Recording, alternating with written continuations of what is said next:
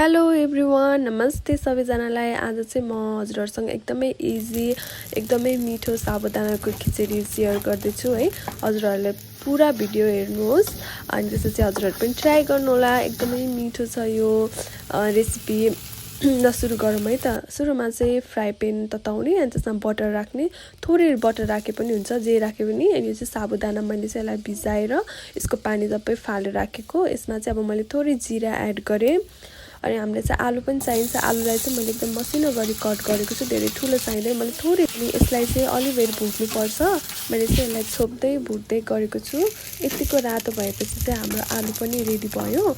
अब यसमा चाहिँ म प्याज राख्न जाँदैछु। प्याज पनि मैले एकजनालाई मात्र बनाएको भएर सबै कुरा थोरै थोरै राखेको छु। अब हरियो खुर्सानी, त्यसपछि टमाटर मैले सानो सानो दुईटा लिएको छु। अब यसलाई चाहिँ छोपेर पकाएँ। यसलाई चाहिँ टमाटरलाई धेरै बेर पकाइराख्नु पर्दैन, हल्का पाकेपछि चाहिँ हुन्छ। अनि यसलाई राम्रोसँग सराइसकेपछि अब यसमा मैले बेसार अनि धुलो खुर्सानी, आफूले कतिको पिरो खाने हो त्यही अनुसारको नुन पनि स्वाद अनुसार राख्ने, सबैलाई मिक्स गर्ने। राम्रोसँग मिक्स गरिसकेपछि चाहिँ अब अघि हामीले भिजाएको साबुदाना, यो चाहिँ एकजनाको भएर मैले थोरै लिएको राख्ने। अनि यसलाई चाहिँ एकछिन चलाइराख्ने, 5 मिनट जति चलाउने। अनि यो चाहिँ ट्रान्सप्यारेन्ट भइसकेपछि चाहिँ हाम्रो यो साबुदानाको खिचडी चाहिँ रेडी हुन्छ। हेर्दाखेरि कस्तो यम्मी यम्मी देखेको छ हैन।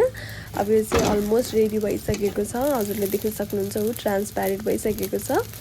सो खिचडी पनि रेडी भइसक्यो। अब यसमा चाहिँ म बदम राख्छु। यो चाहिँ पहिले भुटिसकेको बदम हो, त्यही भएर मैले चाहिँ फेरि यसलाई भुटिनँ। अनि यसलाई राखिसकेपछि राम्रोसँग चलाउने।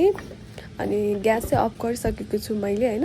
अनि यसमा चाहिँ मैले माथिबाट कागती राखेँ। अनि हरियो खुर्सानी चाहिँ मसिनो गरी काटेको छु, एकदमै पिरो छ त्यसैले थोरै राखेको।